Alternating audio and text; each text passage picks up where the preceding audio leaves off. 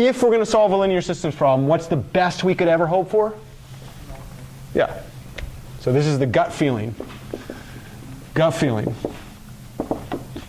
Non-singularity is really powerful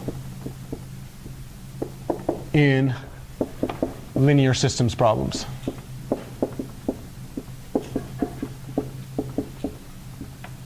Since all non-singular linear systems problems have only one solution.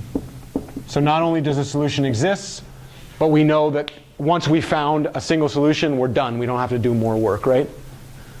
Okay, so the whole idea there is, if we're looking at any linear systems problem, what would be really, really nice to be able to do immediately? If I give you a matrix A, what would be really nice to be able to say just by looking at A?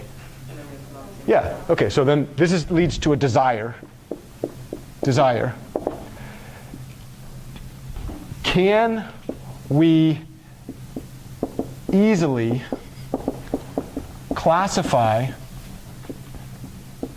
matrices, a matrix, a given matrix, a element of m by n, as non-singular?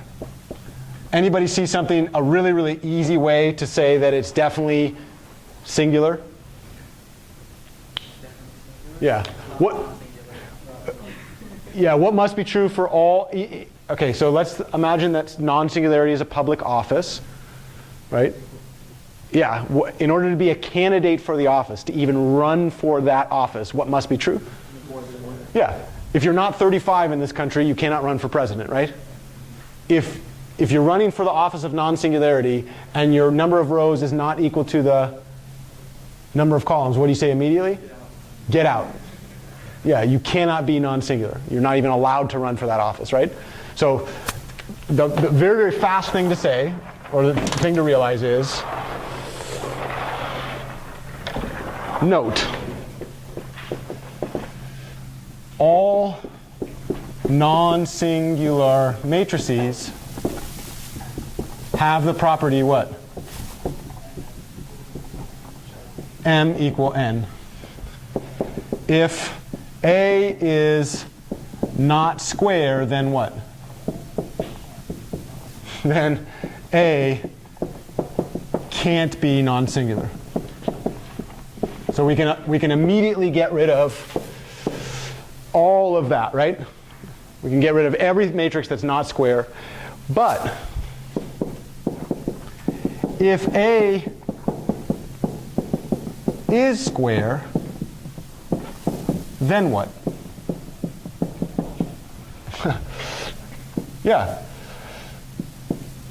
We want to check that the columns or rows, it doesn't really matter which, of A are what? Linearly independent. Anybody see a problem with that desire to check that columns or rows are linearly dependent? I need the throw up emoji. I've used that many times in the last week. Yuck, right?